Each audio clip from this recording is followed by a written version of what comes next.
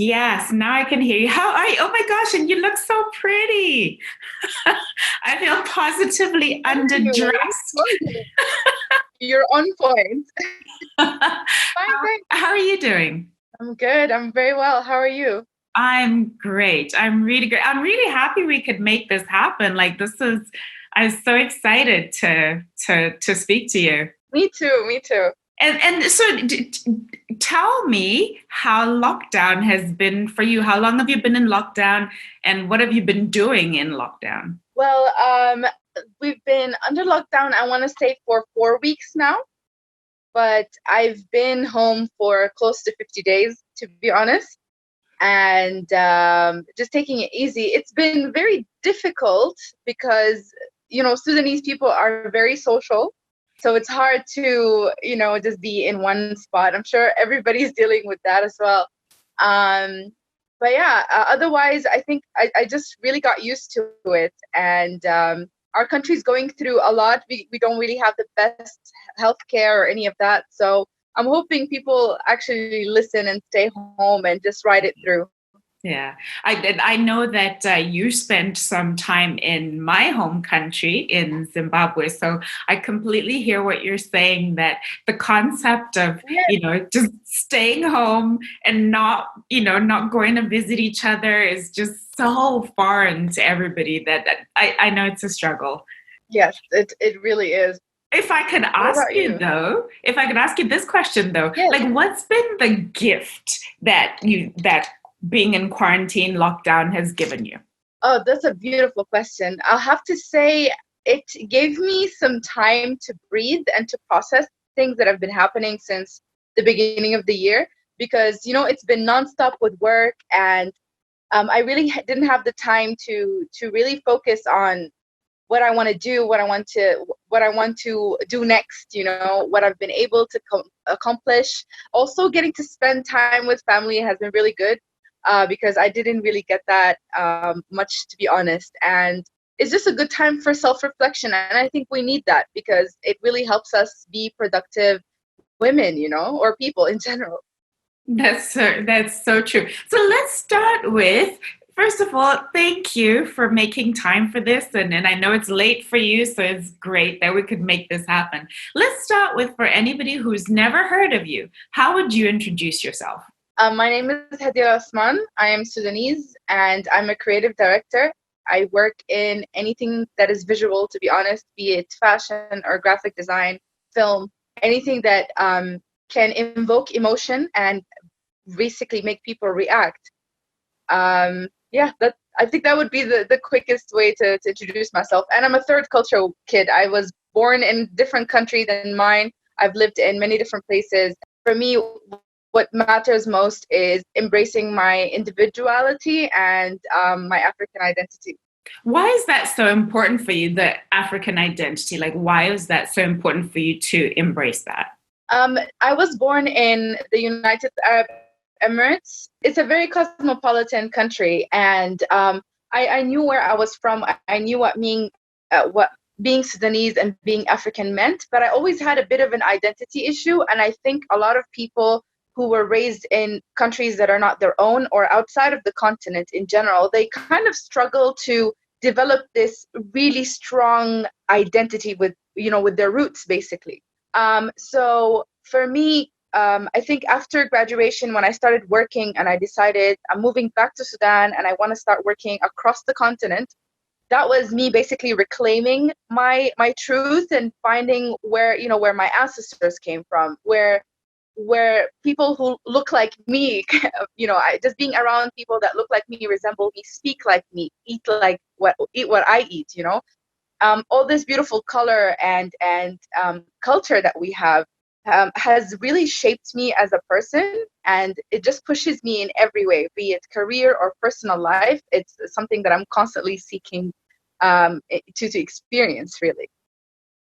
And so, what would you say is the biggest misconception about Sudan and being Sudanese? The biggest conception is that we are a country that is constantly in wars all the time.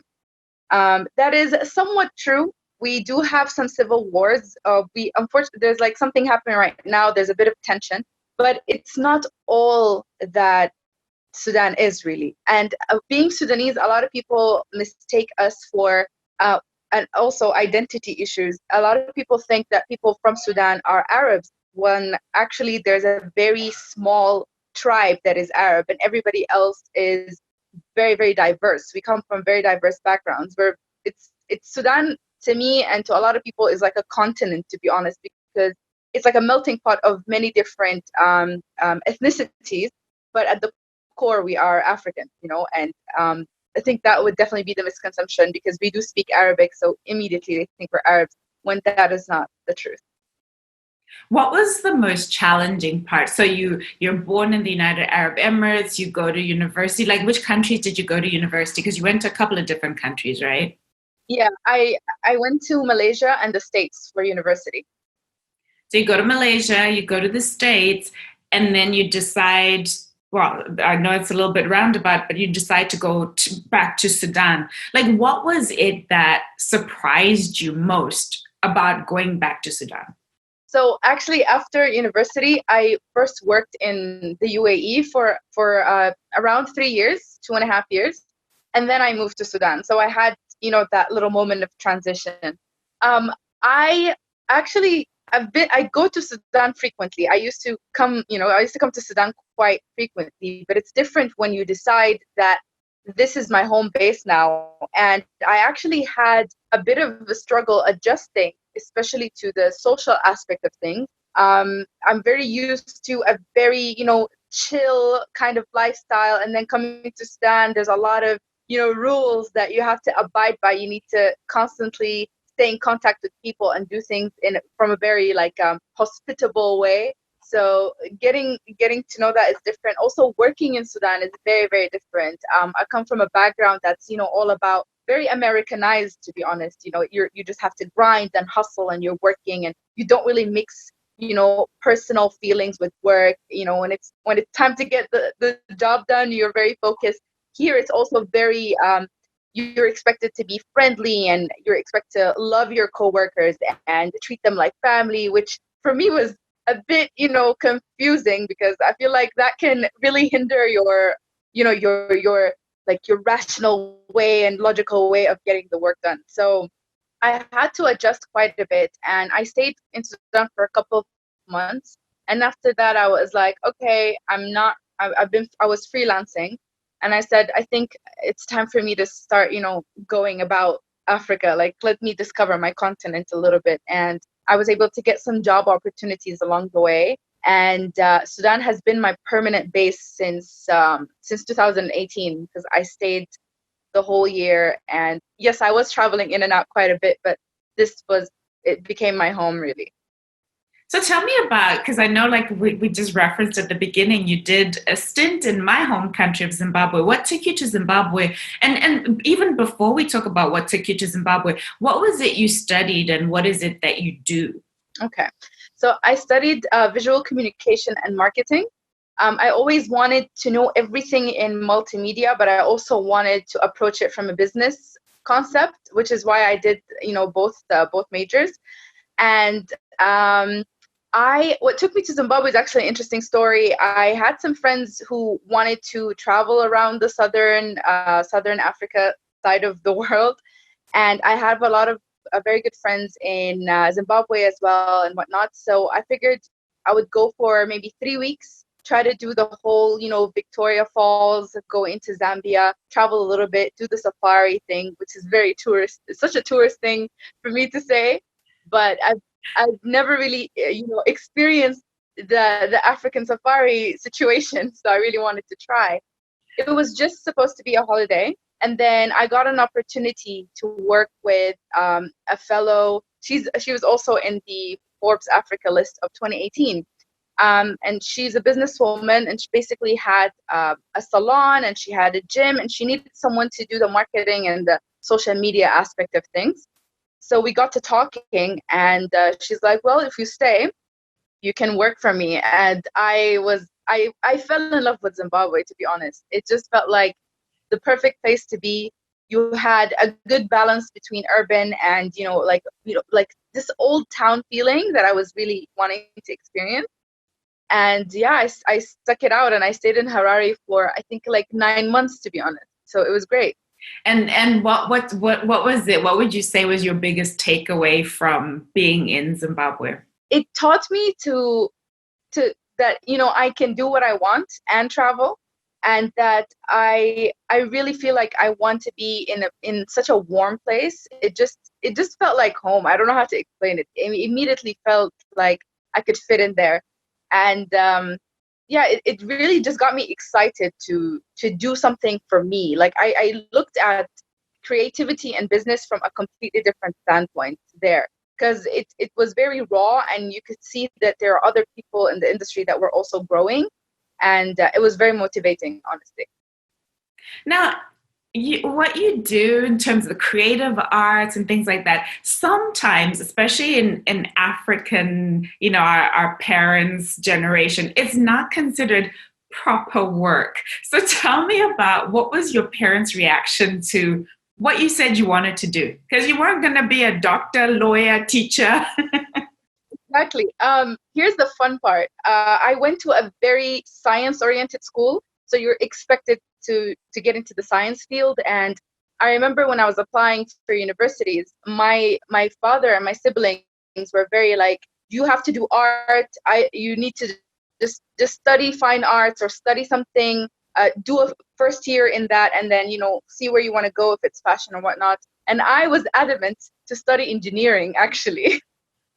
Because I was 16. You don't really know better. You just go with the flow. And I did chemical engineering for a year, and then I was like, this is definitely not for me. And that's when I decided to listen to my family, and I went ahead and did that. My mom is more on the traditional side. She knew I was creative, but she also, everyone she saw around her was becoming a doctor or an engineer or something. And so she was a bit hesitant, but over time, when she saw how well I was doing in school, and when I returned back to the UAE to start working, when she saw the work I was doing, the clients I was having, and all of that, she was very like, this is amazing. So I do have a lot of support from my immediate family, and I'm thankful, because we're a very artistic family as well. So in a way, it's like, I got to do something not just for me. I made everybody proud as well. Which is always great, to make your family proud and to make yourself proud too, right?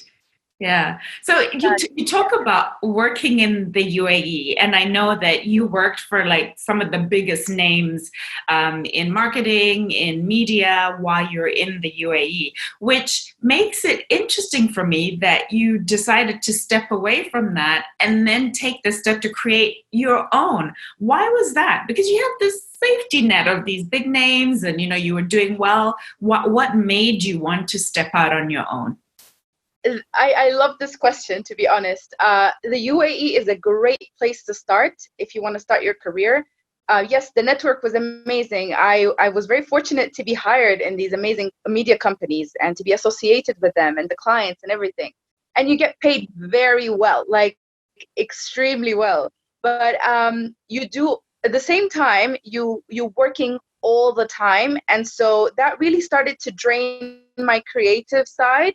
I was working in the creative industry, but I became, like a rat in that rat race. I was just another person in that factory line, to be honest. And you're working all the time, so you start losing your edge. And I've always wanted my own business ever since I was a young person, like a young child. I just saw myself being that boss, and working and empowering people. It's just a dream. So I wanted to learn as much as I can. During my time in the UAE, my motive was to get as much input, as much feedback, and then, start somewhere. And you can't really, also another thing that I didn't like, always having, like someone holding me with a visa. You know what I mean? Because in the UAE, your employer, they employ you, and you have the visa situation and all that. And it's very temporary. And throughout my life, I always lived in places where I was there temporarily, and I wanted to grow roots at some point.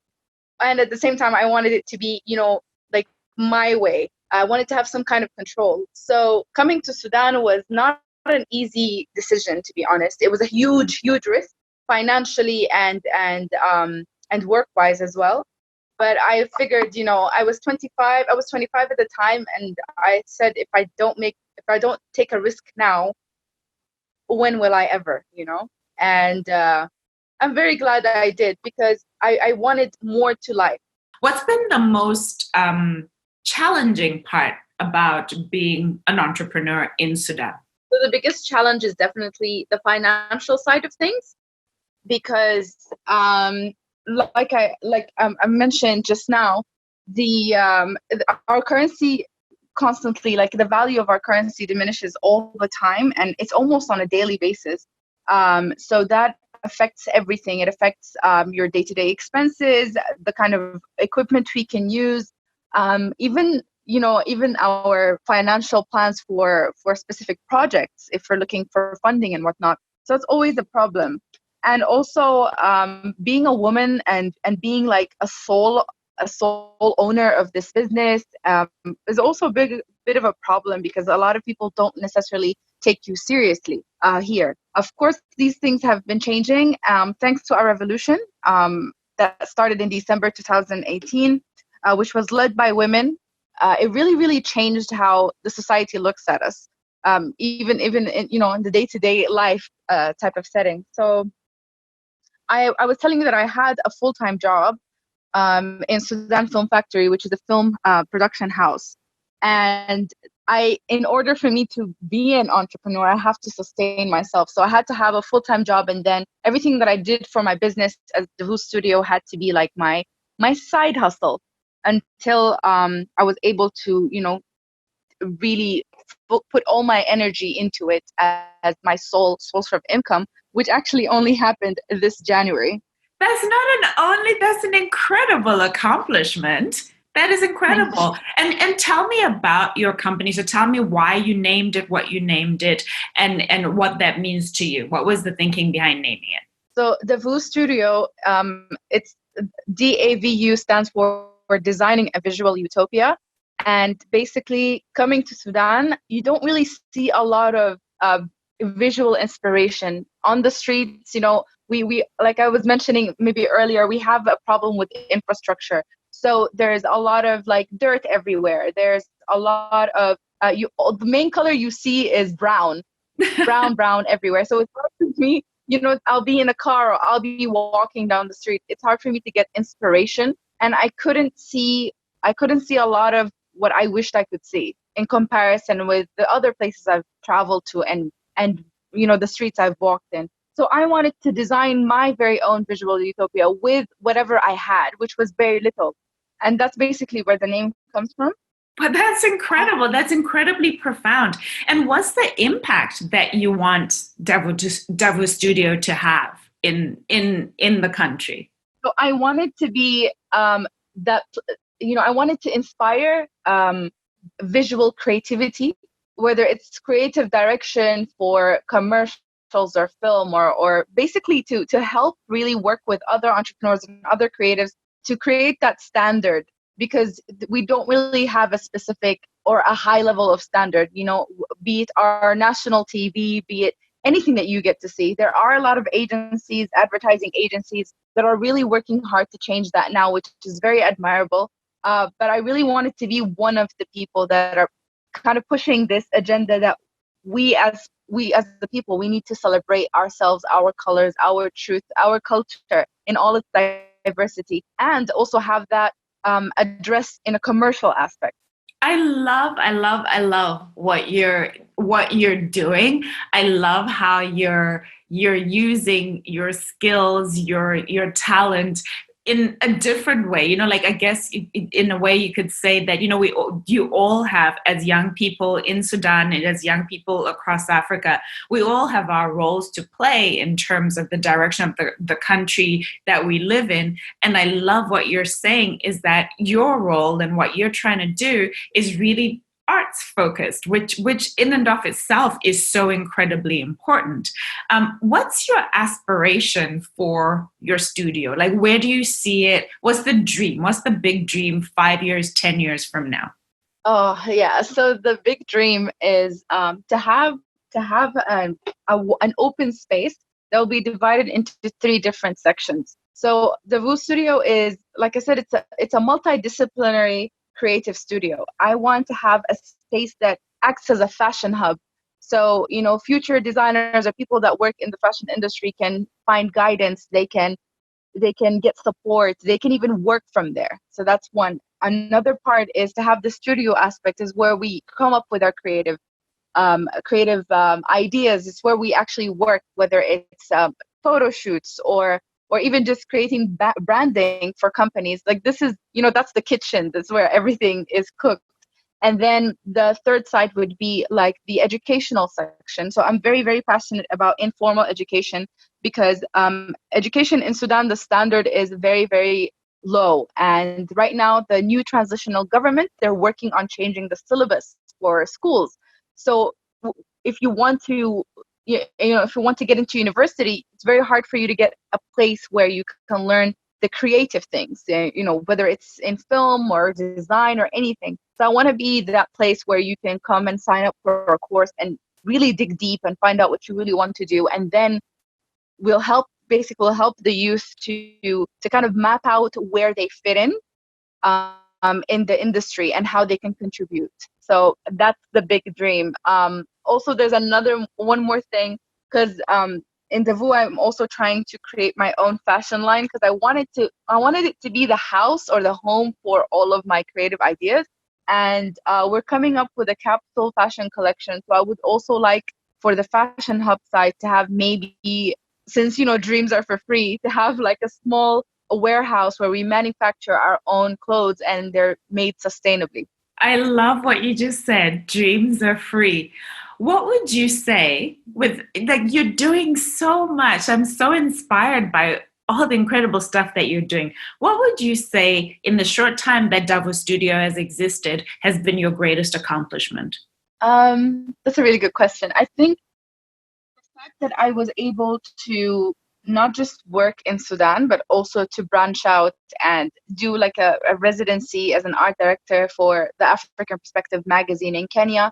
I think that was, for me, it was a huge step that showed me, you know, that Davao has a spot, has its own special place, and it does not have to exist in one country only.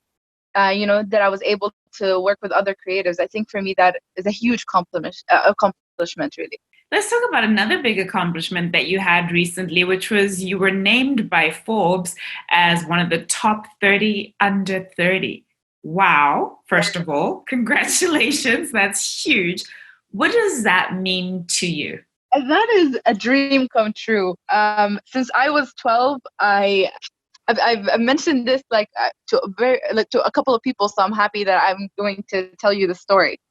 When I was 12, I used to like hoard fashion magazines, and in one magazine they had, the cover story was 30 under 30 designers to look out for, something like that. So I wondered what that meant, and I remember just Googling about that and saying that, okay, before I hit 30, I need to be on a list. And a few years ago, I found out that Forbes Africa started this list. They actually started it 6 years ago. And every year I was like, oh, I don't think I accomplished enough. No, I'm not there yet. I'm not there yet. And this was my last year to apply. And I was like, you know what? I'm going to put my heart and soul into this. This is for 12-year-old Hadeel. And whether I get in or not, as long as I applied, that's all that matters. Because obviously when you're 12, you think that being 30 is very far away, So I applied, and I was honored when they contacted me first, and they said, okay, you made it through the first,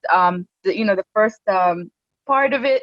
Then you have to like submit some paperwork and things like that to get into the second part. And for me, that was the honor. The fact that they replied to me and said, oh, you made it to the first section. I was like, that's it. Even if I don't make it at all, I made it.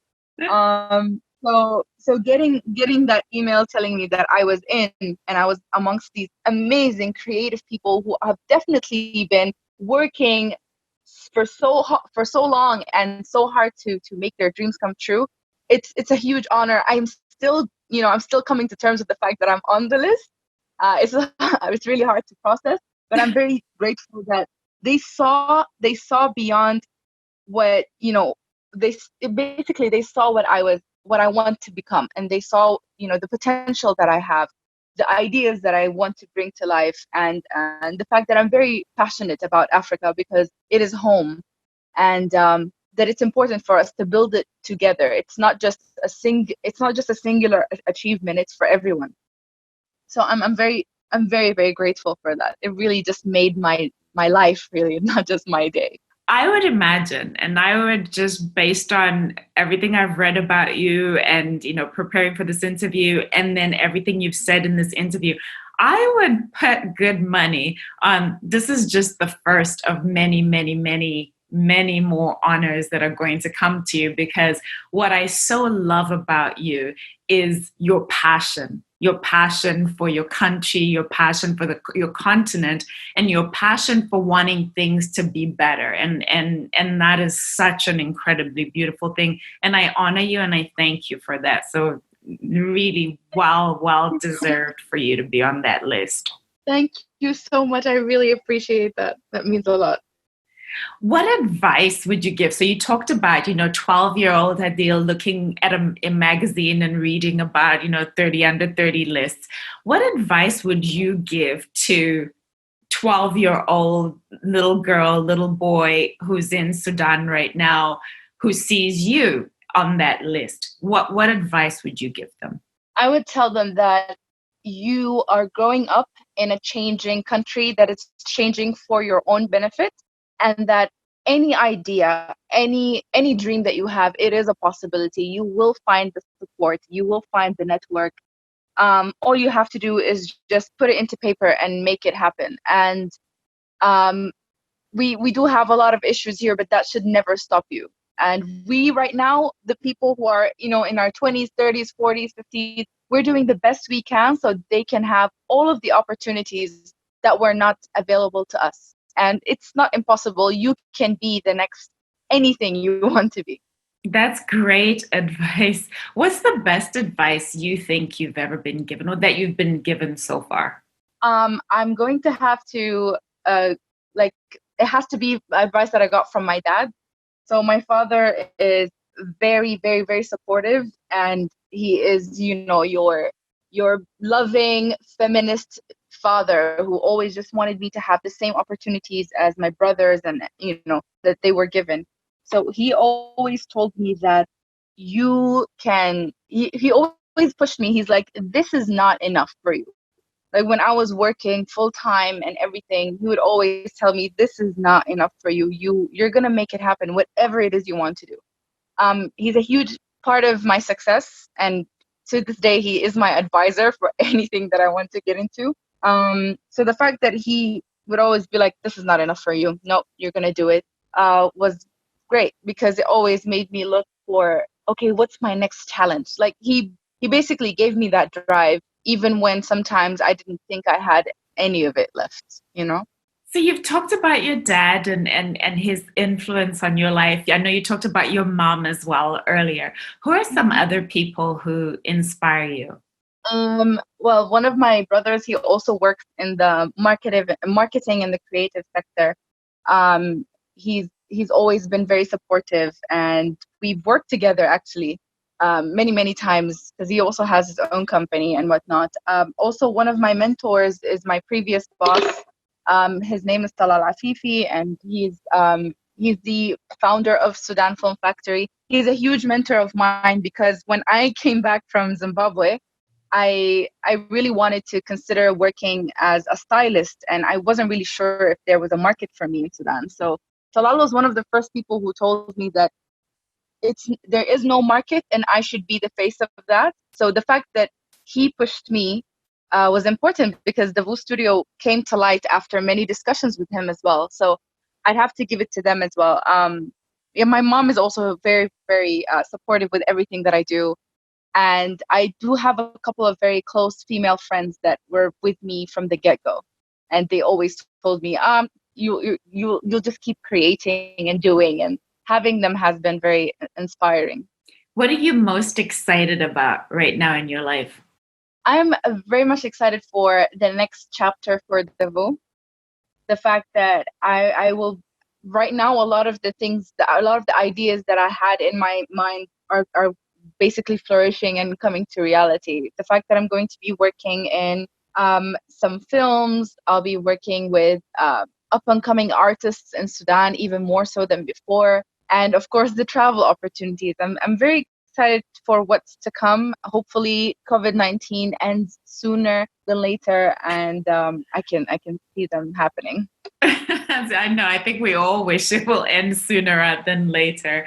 So I asked you earlier about your big dream for Davu Studios, and you told me, some of the great things that you have in mind for where it's going. What's your biggest dream for you, for Hadeel? What's your biggest dream for yourself? My biggest dream is to have. This is it's kind of a bit different from the career side of things, but I've always been in love with the concept of having my own property and being able to live a very sustainable and influential kind of lifestyle. Like having my own garden and growing vegetables sustainably and helping the community around me. So this might be a bit different from the career side. I love that. I love how different that is, but it's aligned. Like it feels very aligned with everything else that you're doing and the work that you're doing with the studio. What do you love most about yourself? I love my passion. The ability for me to make anything from nothing just by telling myself that what, I'll dream it up and I'll make it happen. So I'm very I'm very proud of the fact that I have that passion regardless of the circumstances, and I think this is one of my best traits. I would have to agree. Just talking to you, I love that. I love your energy. I love the passion that comes through. Where can people find more information about the things that you're working on? Where can people find more information about Davu Studio? So we have Facebook, Instagram, and LinkedIn. And Facebook is it's like Facebook and Instagram are always active, so they can just at Davu Studio, DAVUSTUDIO. We keep it updated, and you can see samples of my work. You can see samples of things that we are coming up with, and all that. And in terms of what's next for you as soon as things open up after COVID, like what's the very first thing that you want to work on or that's on your mind to work on? I'm very excited about this. There is a female band in Sudan that I'm working with them right now.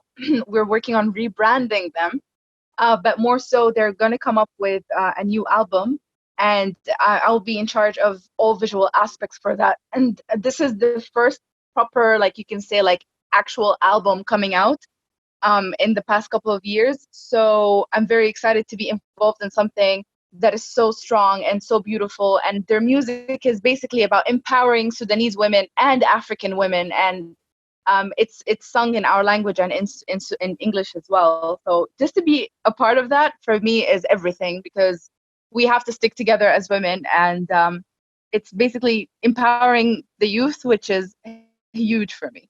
I love that. So this platform, you've been to my home country.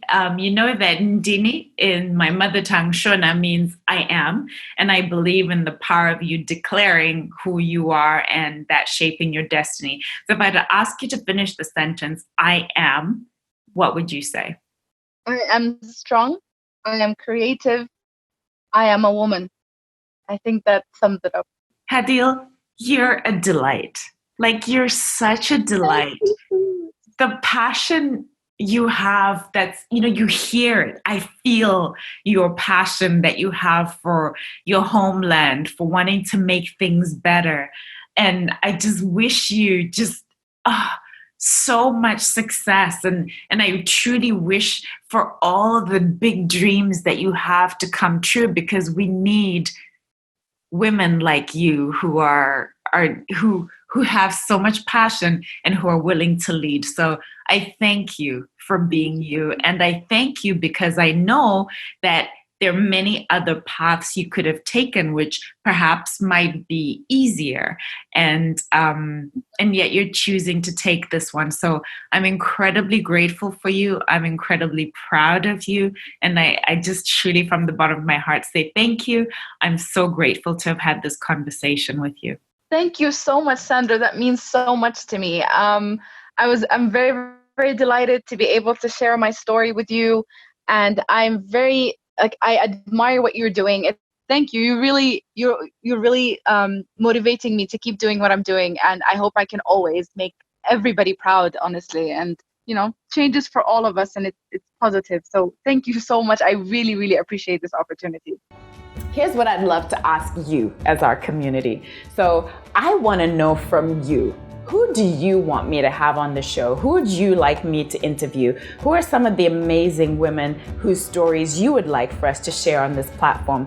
If you have any fantastic ideas, and even better, if you can connect me with them, please comment, leave your comment, or DM me and tell me who are some incredible stories I should be sharing on this platform.